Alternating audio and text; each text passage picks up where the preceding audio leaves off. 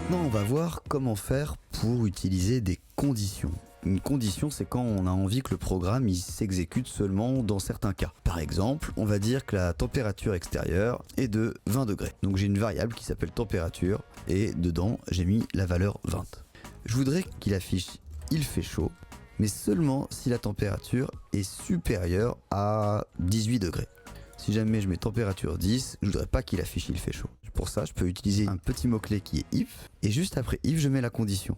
If température supérieure à 18, deux points, à la ligne, et je mets ce qu'on appelle ici une indentation. Je lance mon programme, il affiche rien. Si jamais la température par contre elle est supérieure à 18, hop, il affiche bien, il fait chaud.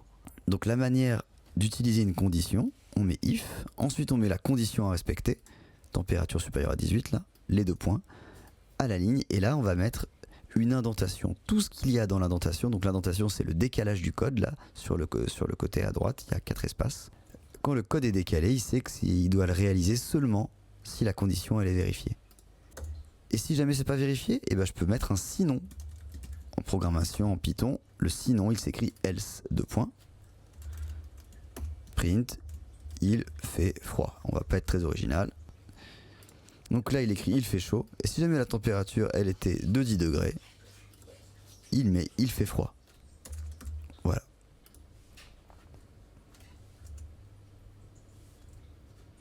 « 3 degrés, il fait froid. 300 degrés, il fait chaud. » Mais si on n'a pas que deux cas de figure, imaginons que je veux qu'il dise il fait froid s'il fait moins de 10 degrés, qu'il fait chaud s'il fait plus de 30 degrés, et entre deux il fait tiède. Bon bah, je vais lui dire si la température est supérieure à 30, il fait chaud. Et là j'ai un petit mot-clé supplémentaire, c'est elif. Si la température est supérieure à 30 degrés, on fait ça. Sinon, si la température est inférieure à 10 degrés, on va écrire il fait froid. Et je garde mon else pour dire dans tous les autres cas, il va dire il fait tiède. Hop, là 20 degrés il fait tiède. Si je lui mets 40, il dit il fait chaud. Et si je lui dis 2 degrés, il va me dire il fait froid. Voilà. Donc c'est comme ça que ça s'articule. On met le if pour une condition, elif si on a une deuxième condition, et else pour tous les autres cas de figure. Et remarquez que if, elif et else, ils sont pas indentés, ils sont complètement collés à gauche. Par contre, ce qui est à l'intérieur du if, à l'intérieur du elif ou à l'intérieur du else, là c'est bien indenté.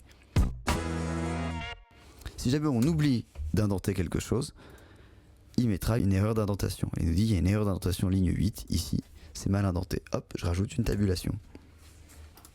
Et là ça marche.